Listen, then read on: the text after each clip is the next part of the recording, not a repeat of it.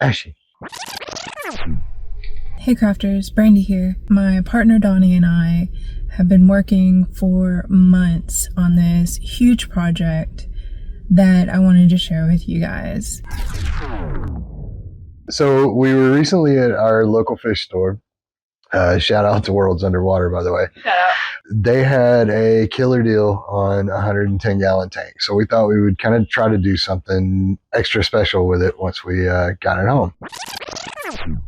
And this includes some really cool resin doors, which we partnered up with our friends at Craftor Resin because they came out with a deep pour resin and they sent that to us to use in this project. I'm sure that some of you have seen the backgrounds that people are making out of like concrete and the foam stuff and doing the whole like faux rock background.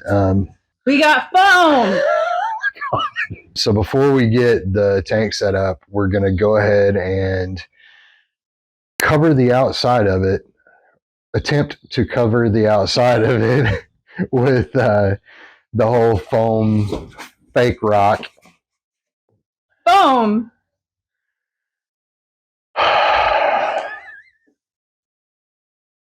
Cut. So I'm going to walk you through everything that we did, and I really hope that you guys enjoy. So buckle your seatbelts. Let's get crafting. So I've already taken the doors off of it. I've braced it on the inside and put a fresh coat of paint, and you'll see that here in just a second. But till then, let's see how this works out.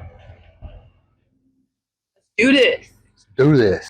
Alright, so I'm going to be watching the video and doing a voiceover at the same time. So let's see how this goes. So this is what we're starting with.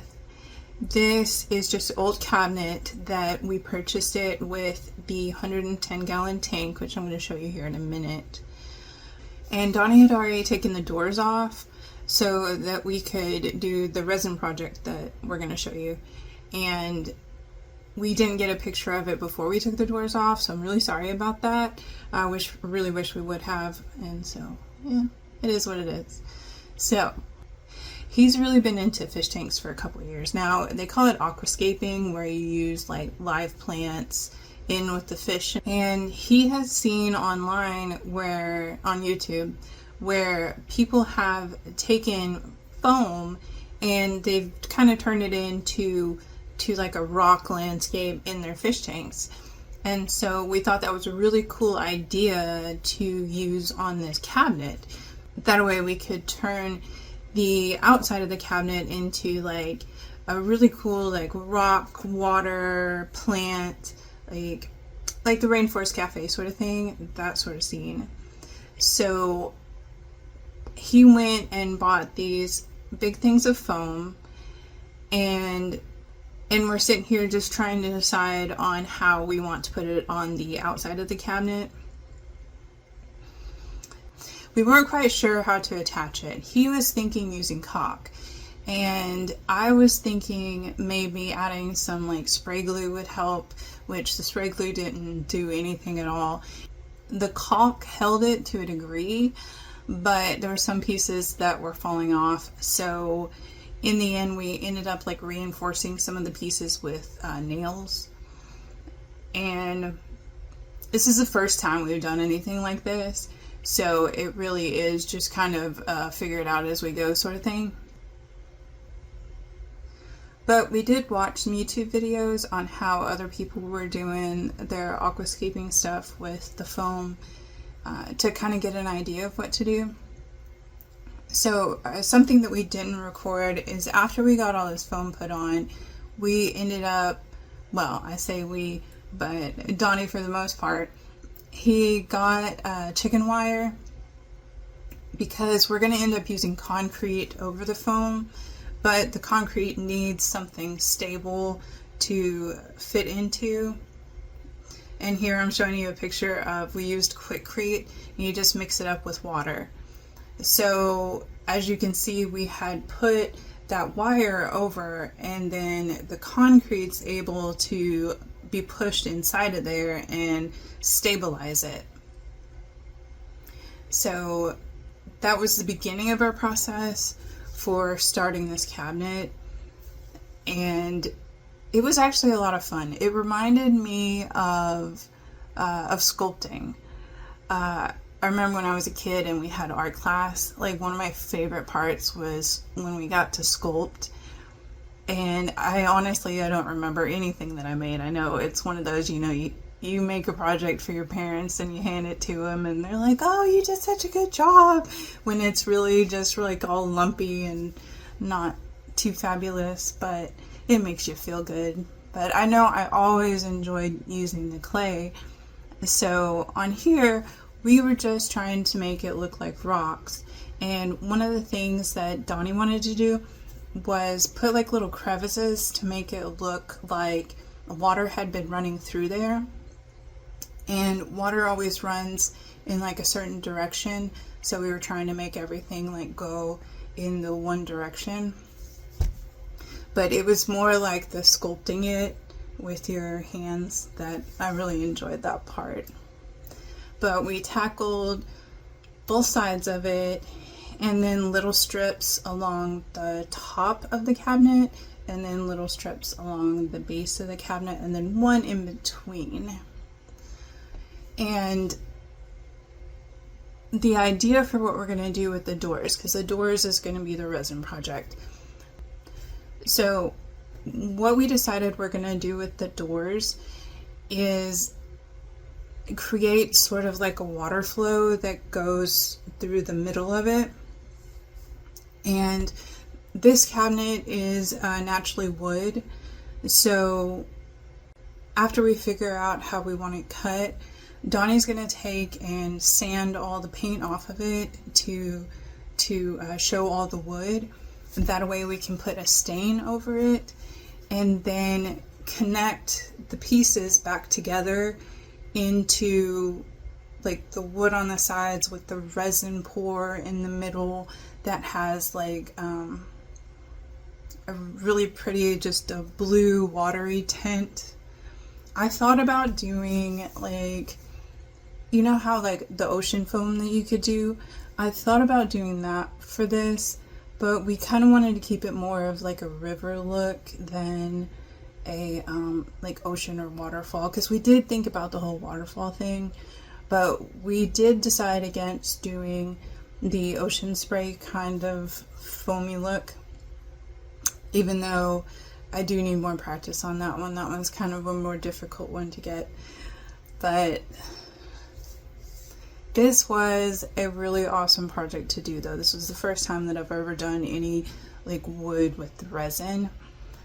But we had messaged our friends over at Craftor Resin, and they said that they had a deep pour resin that they came out with that would work perfect for our project. So that's what they sent over to us, and you'll see in the video how that worked out. But this is actually, I wanted to show you the door before we did anything to it. It's just, like I said, wood with the paint across it. And then we take and we just draw out how we want our water flow to be. And like I said, Donnie is going to cut the wood based on the drawings that we did. And then he's going to use the stain that you're seeing right here in order to coat it. And this is what they end up looking like after all of that is done. I think it's gorgeous, but I also do really love that natural wood look as well. So over on the right side here, you're going to see Donnie is using the foam to make borders for the doors, and then using resin tape to line it with. And this was our first attempt to doing the resin doors. Like I said, never done anything like this before, so we thought having the blockade would work just fine. And here on the left you see the resin that Craftor sent us. It's their deep pour resin.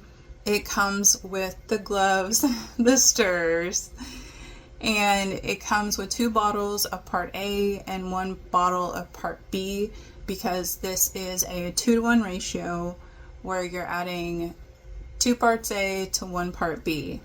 But lots of stuff actually comes with this packet here. It even has those little scraper things at the bottom after he shows you. Yeah, part B right there. But you got the instructions, which tell you exactly how to use it, and then the little scraper things. But this was a really nice set, I thought. It's always good when it comes with all the stuff that you need. And I also ended up buying a set of alcohol ink that is blue. Okay, this is a big project, so I knew it was going to use a lot of alcohol ink. And so what I wanted to do was buy an actual set of blue alcohol ink, because we knew that we wanted the water to be blue. And it comes with, yeah, it's called Pixis. It's blues. It comes with several different colors. And I'm going to link everything that we use that I have links to in the description box below. So if you are looking for that specific item, you can easily get to it that way. So this little kit here, this little set, it came with sky, cobalt, sapphire, ocean, and lake.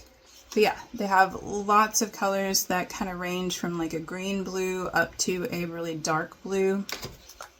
So we just kind of use a combination of these colors here. But we made sure we had all of our safety gear, including the mask, because anytime I use the 2-part resin, I want to have a mask on because I don't want to be breathing the chemical fumes. But I get out everything else, the extra stirrers, the heat gun, the gloves, and I didn't have a container big enough to stir enough resin for all this. So I ended up taking a water jug, or a gallon water jug, and cutting the top off of it. And we're going to be using that.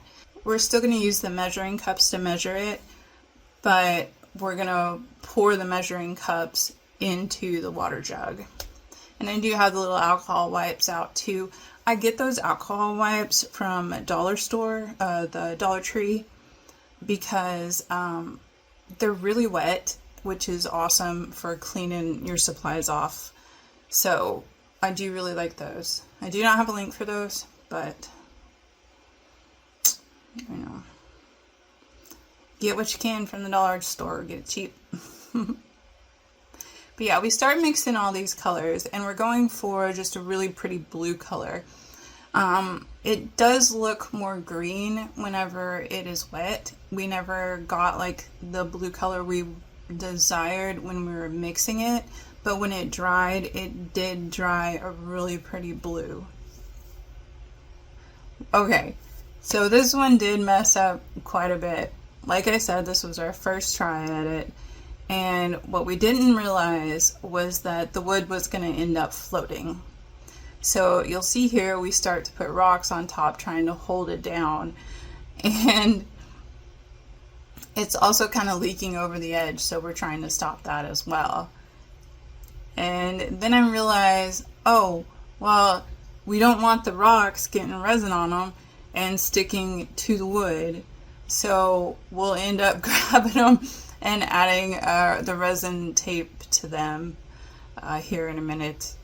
Just trying to make sure that they don't end up getting stuck to the wood. But yeah, this first one was a bit of a disaster, and it was a bit of just like figuring out what to do as the disasters were happening. But we did get it figured out. I'll show you here in a little bit on our second go around. But yeah, that was a lot of fun. And and here's the thing, another thing we found out is that bugs love wet resin. And so whenever we got done with it, we started covering it with paper towels to try to keep the bugs out. And once the paper towels were laid down, I just happened to notice that some of the paper towels were getting wet. So resin was leaking out of the foam. It didn't when it was getting put together, we didn't seal it around the base of the foam. And you can see Donnie's doing that right now, is adding the extra seal to it as it's leaking out. So that was my fault. I didn't tell him to seal it all the way. I should have. He thought that the resin tape would hold it in. That was not the case. So if you do something like this, do make sure you have a really good seal wherever you're pouring your resin. So we did get that cleaned up and we covered it back up. And the next issue we had is when it did dry, which you can see there's a lot of leaky resin on the side there. Well, the resin was stuck to the foam. So it was a absolute pain in the butt to get this thing out of there. We ended up putting little wood wedges in there to try to pry it away from the foam and hammering them in. And it was just, it wasn't fun. So I do not recommend this method for doing a project like this. Another thing we found out after we did finally get it out of here is that the tape also left like creases and lines in the bottom. So Donnie's going to go back through on all of these and sand down the back because he wants to have that rough finish so that when the light goes through it, because he's going to put LED lights underneath the cabinet, so whenever the light goes through it, he doesn't want it to be clear like you see here. He wants it to have the rough finish so it kind of lights up better, it spreads the light out. But on this one, he had to sand it down a whole lot more than he had to sand down the other ones. So if we were to redo the first one again, we definitely would do it the way we did this second method here. So these are boards, and I will put the link in the bottom. I cannot remember what they're called, but they are like the golden standard for releasing resin.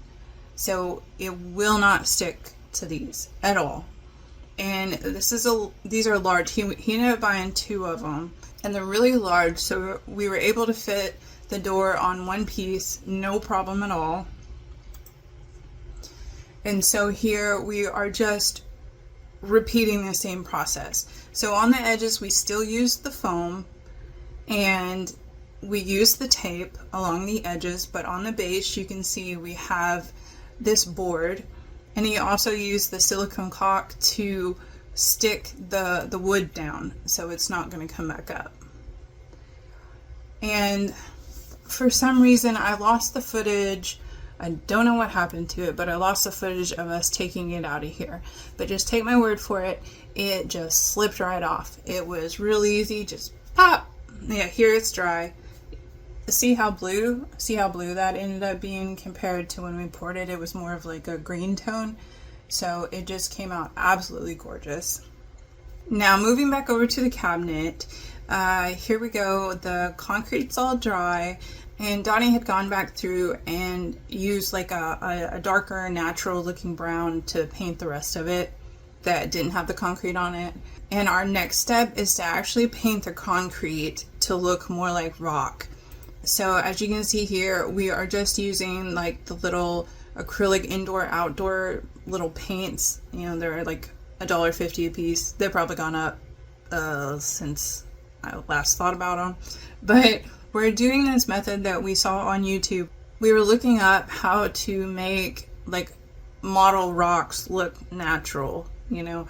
So we had looked up, somebody had made a rock out of foam and they were using this wet acrylic method. And so we kind of mimicked it onto the concrete here. So we're using kind of earth tones. We went over first with the gray, and then we're adding like browns and Sierra orange, and just doing like the lightening up spots. And then we're going to go back through and get a little more detailed with the darker, with the shadows. And it was really cold this day. Like I said, this took us months to do. So this is the beginning of the year. when we're working on this part, and it was really cold outside, and so I got the blow dryer out to kind of help, you know, dry the acrylic while we're doing it. Donnie took over doing the shadow detail, and I think it turned out really great.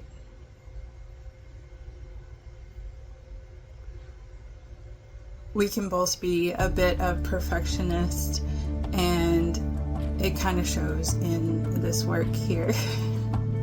Lots of work and detail went into all of this.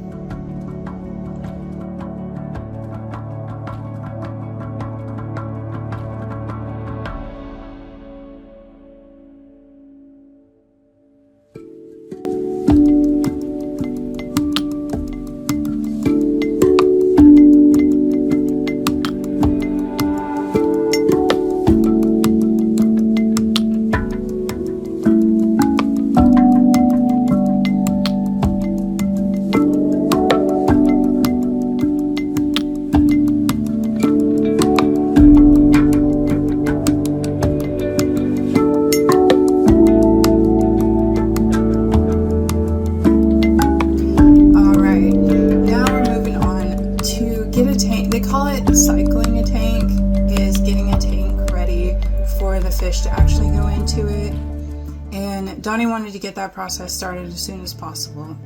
So before we were able to get the doors finished, he brought the tank inside and painted the rims to match the brown that he used in the other part of the cabinet, and he started setting up the tank. It's called cycling the tank, and it can take he knows more about this than I do, but it can take a couple weeks to a couple months depending on like certain things that you can do. But you have to get like all these different levels right. He's got like this little setup that he's got all these little vials that he uses to check different, you know, you get the little water droplets, you check the ammonia levels, you check the I don't know what other levels. There's like a whole list of levels that he checks. And so he wanted to get that started as soon as possible. So he's working on the process, getting all the lights set up. He's big into the lights as well. And so he wants the lights in the bottom to be able to shine through the resin, which makes it look really cool. And then the lights on the top, he's going to use live plants. So you have to have a certain kind of light on the top that will actually feed your plant and help it grow. And this is aquascaping. So he's got all these different pieces of driftwood. There's this certain ratio thing that you want to do with where exactly the placement of everything is. But I think he does a great job at it. And here are the live plants that he's going to add. And this is what it ends up looking like. And yes, those are real sweet potatoes in the top there. Sweet potato vines can be grown in aquariums. Who knew? All right, and like I said, I did not want to ruin the surprise. Before we actually finished the doors, he had put them back on just to make sure that they were going to fit and align properly. And he hadn't taken them back off for us to do the finishing layer of resin before we started adding the moss. So we're putting two different kind of mosses on here. We have, I honestly don't know what the mosses are called, but it's like the blanket moss. And we got that going on different parts of the sides and along the top. And we use the draping Spanish moss along the sides just to kind of drape down. And I just think that those, the sweet potato vines are just super cool. They grow so fast. It's like, it takes forever for the sweet potato to start sprouting. But then after it starts sprouting, it's like in a week you have this like really long flowing vine of just beautiful green leaves. It's really cool.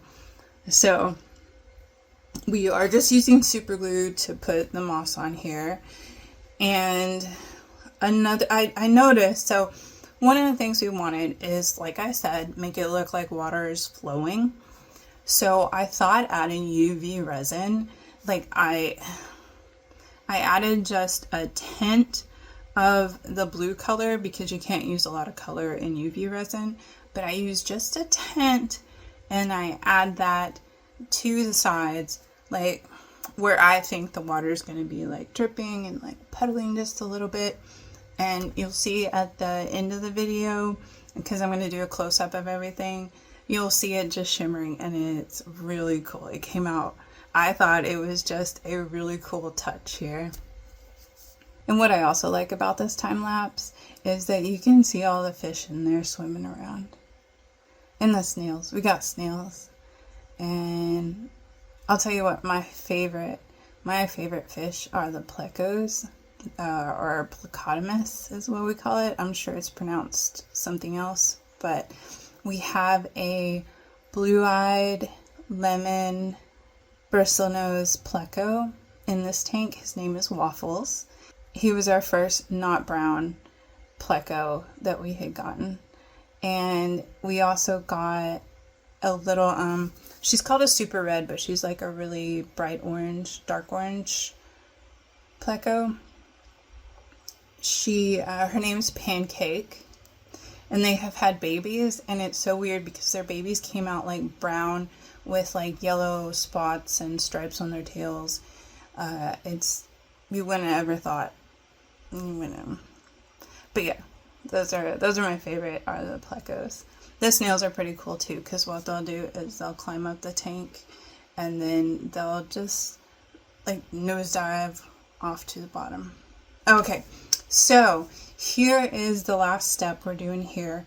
I found this Total Boat tabletop epoxy, and it is actually a top coat that you can use. It's a 2-part resin. So you also have the part A, part B. You mix them together and you just pour it on, and it has in the instructions like a specific thickness that you're supposed to do. I think we ended up doing it about 1/4 of an inch thick, but it provides a protective layer over everything. And I really wanted to put this on here because it also adds like an extra shine. So we had gone through, because we did get a few bubbles that came up after it had dried and everything in the resin, in the blue resin. But we had gone through and we sanded those parts down where you can't see them. And then we also thought that adding this extra layer of resin will kind of help cover that up as well. So it provides UV protection, it provides scratch resistance, and it also provides that extra shine. So we added a layer, just making sure that we spread it over everything. And we did put something down we put our extra foam down on the garage floor in order to, because it was dripping all over the place, go figure. And we also had these lifted up. So we had pieces of wood underneath them to lift them up off of the, what is that called? Plywood, I think. That plywood sheet that he's got there. Excuse me. Sinuses. So we had them lifted up so that they would just drip down on the sides. And then added the layer, made sure, went back and made sure that the whole top was covered. And then went through, and this was the coolest part, I thought, like using the heat gun over that, because you could just see all those little micro bubbles on the top popping, and it turned into just a beautiful sheet. And I'm sorry, I think a bug got on the screen right there, but it's gone now. But you just see the bubbles just leave, and then it's just like this beautiful mirror shine on it. So we get the whole thing covered, we scrape the edges best we can, and then we just left it to dry. And I must say, gorgeous. Gorgeous. They came out way better than we thought they would, to be totally honest.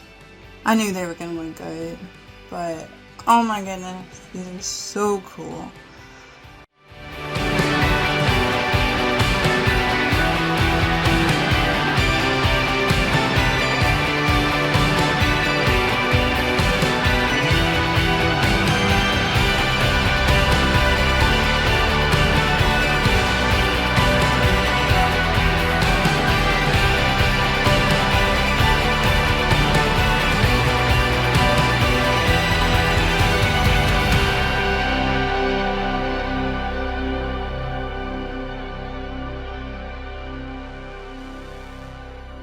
Oh, and the last step for the doors, we decided to use little pieces of driftwood for the handles, keeping the natural vibe going, you know. And so Donnie just went out and drilled, and he actually used his 3D printer to create those little spacers that go in between the door and the handle.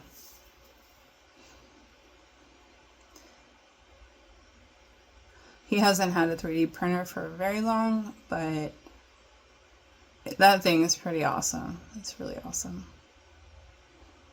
I could put a link to that too in the description. It was actually a lot cheaper than we expected, and it's held up and done a really good job.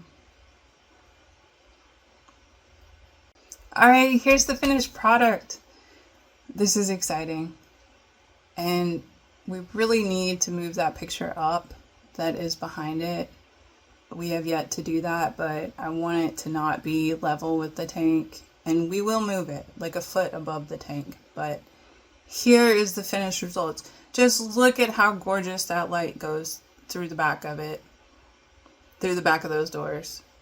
I couldn't have asked for better. It's just super awesome. And the paint on it, I think it looks like natural rock. I mean, you know it's concrete, but it definitely looks natural. And then that Spanish moss adds just a little extra something. And now it's to the point where the vines on one of the sweet potatoes has come down and is growing within the Spanish moss. Spanish moss is just like entwining itself. And the handles here. I mean, that's just such a cool idea. Oh, and he stained those to match the wood. But look at the shine on that. I mean, I love the top coat here.